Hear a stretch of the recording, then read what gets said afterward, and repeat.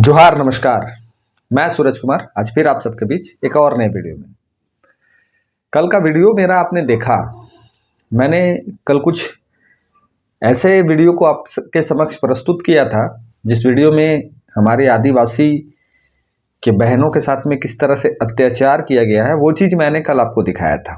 और मैंने कल के ही वीडियो में कहा था कि अब आने वाले समय में ये एकजुटता देखने को मिलेगी और सरना ईसाई का जो लड़ाई था वो लड़ाई खत्म होते दिखेगा। मुझे नहीं पता था कि आज जब आप ये वीडियो देख रहे हो और 17 तारीख का जब प्रभात तारा मैदान में ये जो सभा आई थी, इस सभा में कुछ ऐसा निकल के सामने आ जाएगा। मैं आज इस वीडियो के माध्यम से आपको ये बताने का प्रयास करूंगा कि कैसे ये विरोध जयराम महतो के था, कैसे ये विरोध जेएलकेएम पार्टी का था और कैसे ये विरोध एकदम तरीके से तैयार किया गया था।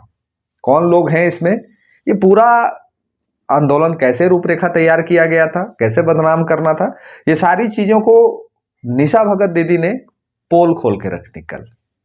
और कल उनका जो वीडियो आपने तो देख ही लिया होगा, लेकिन मैं जो आपको ये वीडियो में जो बताने और जो दिखाने जा रहा हूँ वो बड़ा विश्लेषण और बड़ा विस्तार पूर्वक समझाऊंगा। और इस वीडियो के माध्यम से मैं आपसे माफ़ी भी चाहता हूँ। मैंने एक वीडियो के माध्यम से आपको ये बताया था कि एक नेत्री का फोटो जहाँ आपको दिखे वहाँ आप क्लिक मत करिएगा, लेकिन मैं आपसे तहे दिल से माफ़ी चाहता हूँ। मैं उस नेत्री का भी छोटा सा क्लिप आपको दिखाऊंगा, इसलिए ज़रूरी है दिखाना, समझाने के लिए दिखाना ज़रूरी है। इसलिए मैं आपसे पहले ही वीडियो में माफ़ी मांग ले रहा हूँ, आपसे माफ़ी चाहता हूँ। तो चलिए वीडियो को शुरू करें। उससे पहले आपसे निवेदन है कि जो नए साथी इस वीडियो को देख रहे हैं वो चैनल को सब्सक्राइब कर लें, फेसबुक पेज पे देख रहे हैं तो पेज को फॉलो कर लें, और जो मुझे सपोर्ट करना चाहते हैं मुझे ज्वाइन कर लें, और मुझे जो सहयोग करना चाहते हैं वो हमें स्कैनर के माध्यम से भी और नंबर के माध्यम से भी हमें सहयोग पहुँचा सकते हैं, सपोर्ट पहुँचा सकते हैं। आपको अब चलिए बताते हैं विस्तार पूर्वक। हाँ, चैनल को ज्वाइन जरूर कर लीजिएगा। अब चलिए विस्तार पूर्वक समझाएं आपको। पहले हम कुछ वीडियो फुटेज आपको दिखाते हैं कि निशा भगत दी का जब एंट्री हुआ प्रभात तारा मैदान में तो उनका एग्रेशन, उनका जुनून, उनका जोश देखने वाला था। वही कुर्मी समाज के विरोध में धाकड़ बोली। पहले चलिए आपको हम वो वीडियो दिखा देते हैं, देख लीजिए। पहले जब वो प्रवेश कर रही थी तब का वीडियो देखिए। इससे पहले भी कहा था कि आदिवासी समुदाय को छेड़ोगे तो आदिवासी समुदाय छोड़ेगा नहीं।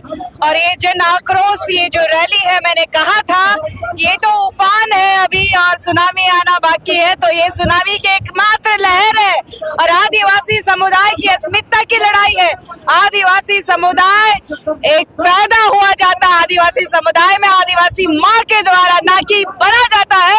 कुर्मी समुदाय के लोगों को मैंने चिताया था कि फर्जीपंथी करना बंद कीजिए। चाहे आप रेल रोक रहे हैं, चाहे डहर छेक रहे हैं, चाहे कुतुब मीनार से कूद जाइएगा, कभी आदिवासी आप नहीं बन सकते। निशा जी, उन लोग आगे भी लगातार अगले महीने जिलावार आंदोलन करेंगे। मार्च महीने में अगले साल कह दिए हैं कि आर्थिक नाकाबंदी करने को तैयार है, कैसे देख रहे हैं? ये 5th शेड्यूल के अंतर्गत आने वाला ये आदिवासी राज्य है, इसमें पेशा अधिनियम कानून लागू होना चाहिए। ये कुर्मियों की मनमानी नहीं चलेगी। कुर्मियों ने जो कहा है कि ये राज्य को मणिपुर बना देंगे, इस राज्य को नेपाल बना देंगे, तो ये आदिवासियों का राज्य है और इतिहास हमारा बहुत ही गहरा है और इतिहास लिखने पे मजबूर ना किया जाए। देखे ना आपने कितना एग्रेशन चेहरा पे, और कुर्मी समाज को लेके क्या क्या नहीं बोला गया फिर से। खैर, कुर्मी समाज के दिल में वो पत्थर है, वो धैर्य है कि वो लोग इस लड़ाई को लड़ाई नहीं समझ रहे हैं। और ये लड़ाई है भी नहीं। लड़ाई तब होता है जब दोनों तरफ से लड़ाई हो। तो लड़ाई तो यहाँ एक पक्षीय है। आदिवासी समाज जबरदस्ती कुर्मी समाज से लड़ना चाह रहा है, लेकिन कुर्मी समाज के जो बुद्धिजीवी और जो नौजवान, जो तमाम साथियों को तहे दिल से धन्यवाद है जो उन्होंने धैर्य का प्रदर्शन किया है। उनको वो इतना कुछ बोला जा रहा है लेकिन वो लोग जवाब नहीं दे रहे हैं। चलिए, ये तो शुरू का वीडियो आपने देख लिया। अब एक और वीडियो दिखाते हैं। उस वीडियो में निशा भगत दी को मंच से ढकेल के उतारा जा रहा है। देखिए वीडियो।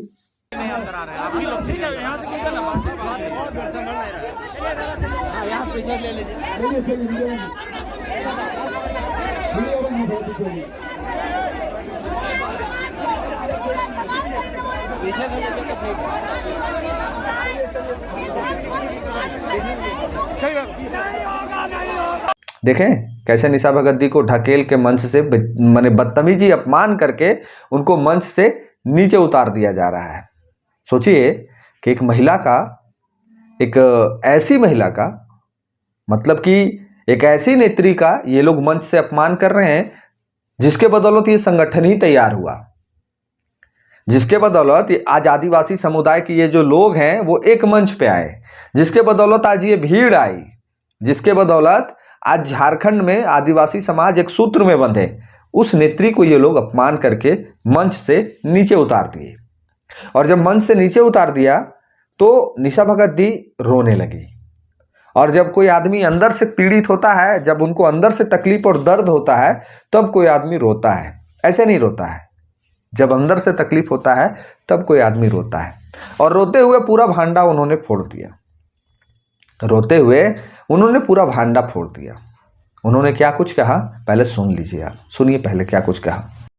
ये लोग एजेंट है, ये क्रिश्चियन समुदाय को सपोर्ट कर रहे हैं, पॉलिटिक्स, ये समाज को गुमराह कर रहे हैं, समाज को ये गुमराह करने का काम कर रहे हैं।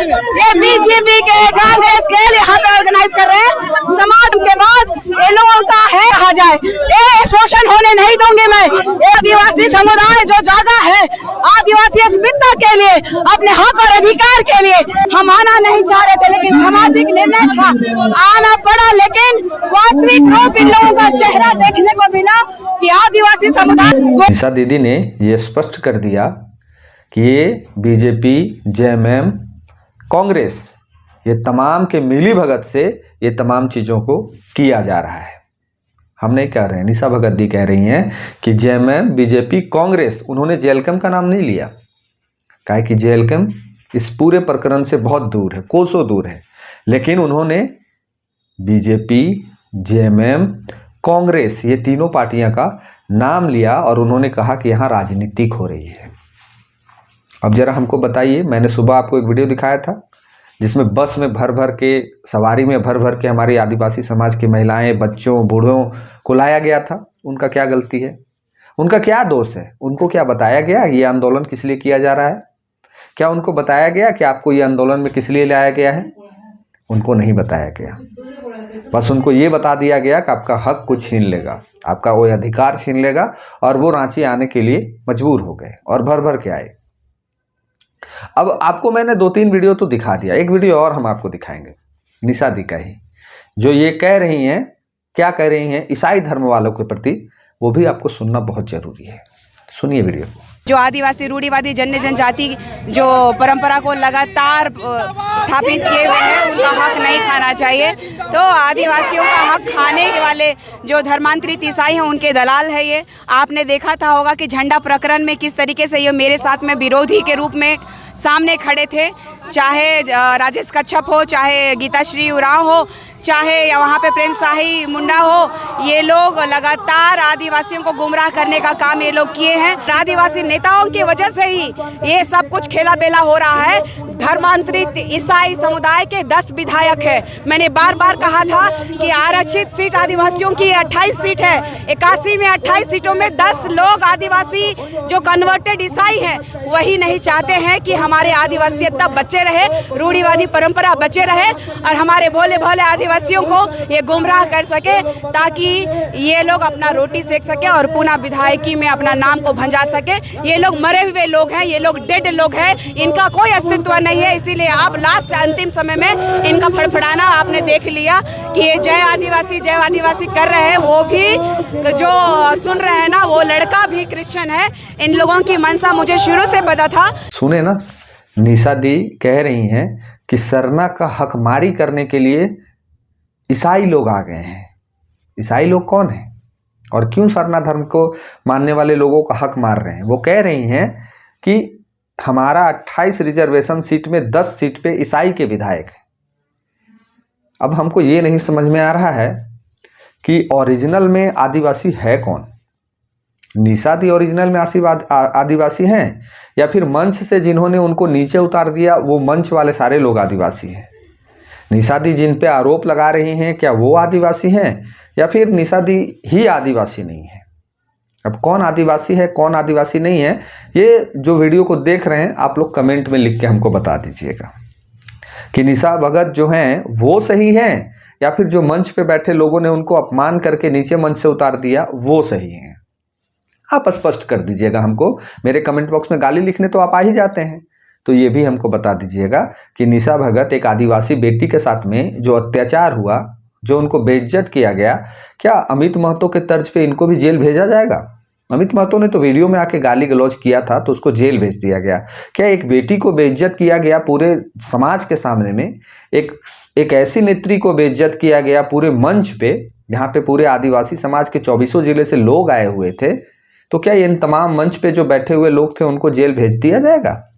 महिला का अपमान चाहे महाभारत में हो चाहे रामायण में हो, सबका सजा एक ही है, चाहे आज कलयुग में हो। अमित महतो जेल में है ना, तो क्या एक महिला का अपमान करने के जुर्म में ये तमाम लोगों को जेल में डाल दिया जाएगा? ये आदिवासी समाज के लोगों से मेरा प्रश्न है। अब निशा दीदी तो ये स्पष्ट कर रही हैं कि ईसाई जो लोग हैं वो हमारे हक को छीन रहे हैं, हमारे अधिकार को छीन रहे हैं। ईसाई धर्म को चलिए थोड़ा सा समझा देते हैं। हम हिंदू हैं, हम जिस भी बिरादरी से आते हैं हम हिंदू अपने आप को मानते हैं, और चलिए कोई भी, चाहे यादव हो, चाहे साहू हो, चाहे चंद्रवंशी हो, चाहे जो भी आप धर्म को मानते हैं, आप धर्म परिवर्तन करके ईसाई बन सकते हैं, यानी आप आदिवासी बन सकते हैं। तो फिर वहाँ कहाँ बात आया कि आपको आदिवासी बनने के लिए आदिवासी पैदा लेना पड़ेगा? हम तो यादव समाज में भी अगर जन्मे हैं, हम अगर साहू समाज में भी जन्मे, हम राजपूत समाज में भी जन्मे हैं, तो हम क्रिश्चियन बन सकते हैं, आदिवासी हो जाएंगे हम। ऐसा सिस्टम चलता है। धर्म परिवर्तन कराने के लिए ठेकेदार लोग घूम घूम के गांव गांव में जाते हैं। आए दिन आपको सूचनाएं मिलती होंगी कि धर्म परिवर्तन कराने वालों को पकड़ा गया, धर्म परिवर्तन कराने वाले को पीटा गया, ऐसा आपको न्यूज़ सुनने में मिलते रहता होगा। तो ओरिजिनल में आदिवासी कौन है? जो ईसाई धर्म को मानते हैं वो, जो क्रिश्चियन धर्म को मानते हैं वो, या फिर जो सरना धर्म को मानते हैं वो? निशा दी तो बार बार विरोध कर रही हैं कि मेरे सरना धर्म कोड को मानने वाले लोगों, सरना धर्म को मानने वाले लोगों का हकमारी करने के लिए ईसाई धर्म के लोग, क्रिश्चियन लोग आ रहे हैं, ऐसा निशा दीदी का कहना है। लेकिन ये माजरा तब जब क्लियर नहीं हो पाया तो एक नेत्री का भी इंटरव्यू वहां पे लिया गया। मैं इसी नेत्री के बारे में आपसे माफी मांगा हूं। ये नेत्री ने भी क्या कहा, जरा सुनते हैं कि आदिवासी और सरना और ईसाई को लेके इनका क्या कहना है, तो जरा सुन लेते हैं, सुनिए जरा इनको। अब इसमें 3 फैक्टर्स हो गए, आदिवासी बनाम ईसाई बनाम कुर्मी। कमजोर हुआ आप लोग काम? ये आप बोल रहे हैं गड़बड़ हो गया, कुछ गड़बड़ नहीं हुआ। वहाँ पे जगह नहीं था, 24 जिला से आदिवासी भाई लोग आए हुए थे और अगवा गण आए हुए थे। हम लोग तो आए दिन बाइट देते रहते हैं मीडिया में, कोई दिक्कत नहीं है उससे। ये पूरा 24 जिला का आज प्रोग्राम था ना, तो सब सीनियर लोगों को और जो जिला से अगवा गण है उनको बोलने का मौका दिया गया था। आप लोग भी तो इसी समाज की अगुआ हैं। आप लोग महज 24 साल 25 साल की उम्र में आप लोग मंच संभाल रही हैं। भगाया किसी को नहीं। वहाँ पे जगह नहीं था, भीड़ नहीं था सामने बैठने के लिए, तो वही थोड़ा सा बोला था कि पीछे हो जाइए। मतलब जहाँ सैकड़ों लोग खड़े हैं वहाँ निशा भगत खड़ी नहीं हो सकती? नहीं, क्यों नहीं खड़ी? खड़ी तो थी वो। उससे भी मेरा कोई बैर नहीं, किसी का कोई बैर नहीं, सब अच्छे से थे हम लोग। तो उन्होंने क्यों कहा कि भाई ये ईसाई वाला जो मामला है इसलिए उन लोगों को पच नहीं रहा है क्योंकि हम लोग सरना आदिवासी वाले अभी सब एक है भैया, फालतू आग लगाने वाला बात नहीं करेंगे। ऐसा कोई बात नहीं, वहाँ पे जगह नहीं था। आज तो ज्योत्सना जी मंच पे लगा ना, इसलिए तो वो चिंगारी भड़की है और ये बात हर जगह पहुँच। वहाँ पे जगह नहीं था, वो जा रही थी ना, तो थोड़ा सा वहाँ पे कोई रोक दिया वहाँ पे उनको, इसीलिए। भाषण हुआ या? नहीं, मेरा भाषण नहीं हुआ। मैं तो प्रतिदिन आए दिन बाइट देती रहती हूँ सभी। मैं तो बोल रही 24 जिला से अगवा गण आए हुए थे और एक अगवा गण नहीं थे, 32-33 जनजाति के एक सीनियर लोग थे। अभी आपने सुना ना कि इनका कहना है कि निशा दी को कोई अपमानित नहीं किया है, निशा दी को कोई अपमानित नहीं किया गया है, वो नौटंकी कर रही हैं। हालांकि ये वर्ड वो नहीं बोली, लेकिन हम बोल दे रहे हैं, वो खुल के बोल नहीं पाई। निशा दी को वो बोल नहीं पाई, हम बता दे रहे हैं उनके मन में क्या चल रहा था। वो अब कहती हैं कि आदिवासी के जो सरना धर्म को मानने वाले लोग हैं और जो ईसाई धर्म के मानने वाले लोग हैं, जो क्रिश्चियन लोग हैं, वो दोनों एक ही हैं, दोनों आदिवासी हैं। तो अब हमें ये संदेह हो रहा है कि क्या ज्योत्सना करकेटा जो हैं वो सरना धर्म को मानने वाले हैं या फिर क्रिश्चियन धर्म को मानने वाले हैं। ज्योत्सना करकेटा ओरिजिनल आदिवासी हैं कि निशा दीदी ओरिजिनल आदिवासी हैं। अब ये दोनों को ही क्लियर करना होगा, काहे कि निशा दीदी ये स्पष्ट बार बार उनका विरोध रहा है कि हम ईसाई धर्म को नहीं मानते हैं, क्रिश्चियन धर्म मेरे हक को छीन रहे हैं, क्रिश्चियन लोग मेरे अधिकार को छीन रहे हैं, मुझे जो आरक्षण मिला है उस आरक्षण में हिस्सेदारी ले रहे हैं। और ज्योत्सना दीदी का कहना है कि नहीं, हम तो दोनों एक ही हैं। तो अब यही लोग कंफ्यूज हैं। अब तो तय इनको करना है। हमारे केंद्रीय सरना समिति के अध्यक्ष को भी बेइज्जत किया गया निशा दीदी के साथ में, दोनों, ये महिला प्रकोष्ठ की महिला जिला केंद्रीय अध्यक्ष और हमारे जो एक और भाई हैं जो केंद्रीय समिति के सरना समिति के केंद्रीय अध्यक्ष हैं, ये दोनों को उस मंच से उतार दिया गया। यानी केंद्रीय सरना समिति की ये अध्यक्ष हैं और ये महिला प्रकोष्ठ के अध्यक्ष हैं, और ये दोनों लोगों को मंच से उतार दिया गया। और ज्योत्सना दीदी कह रही हैं कि सरना और आदिवासी जो हैं दोनों एक ही भाई हैं, दोनों में कोई अंतर नहीं है। तो अब क्लियर तो ये हमको संदेह हो रहा है मन में, कहीं ज्योत्सना दीदी तो क्रिश्चियन तो नहीं है, क्रिश्चियन धर्म को मानने वाले ईसाई तो नहीं है। काहे कि बार बार उनका सपोर्ट जो है वो निशा दीदी के तर्ज पे, डंके की चोट पे वो विरोध नहीं करती हैं ऐसा ईसाइयों का, क्रिश्चियन धर्म को जो मानते हैं वो समर्थन में खड़ा हो जाती हैं। तो अब जो निशा दीदी से अगर ये हो पाए तो ये जरा डिफाइन कर दें आने वाले इंटरव्यू में, आने वाले, अगर मेरे वीडियो को आप देख रहे हैं तो मेरा भी आपसे आग्रह है, विनती है कि आप आने वाले वीडियो में जो भी इंटरव्यू दें उसमें आप डिफाइन कर दें कि आदिवासी के जो सरना धर्म को मानने वाले जो लोग हैं और जो क्रिश्चियन धर्म के मानने वाले लोग हैं, क्या ये दोनों एक ही हैं? ये जरा बेहतर तरीके से आप एक्सप्लेन कर दीजिएगा। तो ये जो रांची के प्रभात तारा मैदान में जो आदिवासी समाज के जो लोग की भीड़ उमड़ी थी, शायद वो भीड़ कुछ समझ सके और अपने अपने लोगों को पहचान सके। जो सच में उनका हक छीन रहे हैं, जो सच में उनका हक खा रहे हैं, उनको वो चिन्हित कर सके। जो 10 विधायकों का सीट सरना धर्म कोड के लिए रिजर्व किया गया था, जो उनको आदिवासी मानने वाले लोगों के लिए रिजर्व किया था, उनके 10 विधायक कौन खा रहे हैं उनका हक को, ये उनको जानना जरूरी है। ये जरा एक्सप्लेन कर दीजिएगा, बेहतर तरीके से आप एक्सप्लेन कर देती हैं चीज़ों को, तो ये भी बता दीजिएगा। मेरा उद्देश्य सिर्फ इस वीडियो को बनाने का इतना ही था कि हम ये नहीं कहते हैं कि कौन सही है और कौन गलत है, लेकिन मैं इस बात की पूरी निंदा करता हूं कि एक आदिवासी समाज की बेटी को इस तरह से बेइज्जत करके मंच से धक्का देके नीचे उतारना, ये कहाँ का न्याय है और कहाँ तक ये उचित है। चाहे वो जो भी हो, वो तो आप ही की बेटी हैं, वो तो आप ही के लिए लड़ाई लड़ रही थी, वो तो डंके की चोट पे JLKM को और टाइगर जयराम महतो को क्या नहीं बोली, लेकिन हम लोगों ने फिर भी अपना मुंह खराब नहीं किया। हम लोगों ने दीदी ही बोला, हम लोगों ने कभी नहीं कहा कि ये ऐसे है वैसे है। और आज भी मैंने, जब ये प्रकरण को मैंने सुना तो मैंने लाइव आके उनका समर्थन किया। तो हम लोग कभी किसी का विरोध नहीं करते हैं, और ये पूरा माजरा दीदी ने स्पष्ट कर दिया कि ये JLKM की नहीं, ये माजरा BJP JMM कांग्रेस की है। ये चुनाव जीतने के चक्कर में ये पूरी राजनीति को करा रहे हैं, सारे आदिवासी लोगों को दिग्भ्रमित कर रहे हैं, सारे आदिवासी लोगों को बरगला रहे हैं, सारे आदिवासी लोगों को बहका रहे हैं। ऐसा हम नहीं कर रहे भाई, हमारे ऊपर आप लोग आरोप मत लगाइएगा, ऐसा निशा दी कर रही हैं। अब आप लोग तय कर लीजिए कि JLKM सही था, टाइगर जयराम महतो सही थे, या ये लोग सही हैं। आदिवासी समाज के लोग भी चिन्हित कर लीजिए कि आपका हक कौन खा रहा है। क्या कुर्मी लोग आपका हक खा रहे हैं या फिर कौन खा रहे हैं, ये आपको तय करना है।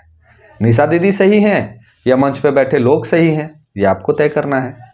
क्या निशा दीदी का सच में अपमान किया गया या उनका स्वाभिमान को और बढ़ा दिया गया, ये आपको तय करना है। ज्योत्सना दीदी कहती हैं कि आदिवासी और क्रिश्चियन सरना धर्म को मानने वाले जो लोग हैं और क्रिश्चियन को धर्म को मानने वाले जो लोग हैं वो भाई हैं, क्या वो सही हैं, ये आपको तय करना है। मेरा काम है चीज़ों को आपके समक्ष प्रस्तुत कर देना। मैंने इस वीडियो के माध्यम से आपके समक्ष प्रस्तुत कर दिया, तो मुझे आशा है कि आप लोग प्रतिक्रिया लिख के मुझे मार्गदर्शन जरूर करिएगा। बाकी मिलते हैं किसी और वीडियो में। वीडियो के अंत में आपसे निवेदन आग्रह है कि आप लोग सपोर्ट करिए, सहयोग करिए, मेरे चैनल को ज्वाइन करिए, स्कैनर में हम लोगों को मदद करिए, और ज़्यादा से ज़्यादा झारखंडी एकजुट होइए, चाहे आदिवासी हो चाहे मूलवासी हो। जब तक झारखंडी एकजुट नहीं होंगे, इसी तरह का अत्याचार होते रहेगा झारखंडियों के ऊपर में। तो निश्चित तौर पे आपको एकजुट होने की आवश्यकता है। हमें सहयोग करिए, चैनल को ज्वाइन कर लीजिएगा। अगर पहली बार देख रहे हैं तो फेसबुक पेज पे देख रहे हैं, पेज को फॉलो कर लीजिएगा और अपनी प्रतिक्रिया जरूर लिखिएगा, और इस वीडियो को शेयर करके लोगों को दिखाइए कि क्या कुछ कल प्रभात तारा मैदान रांची में हुआ। मिलते हैं किसी और वीडियो में। धन्यवाद। जोहार।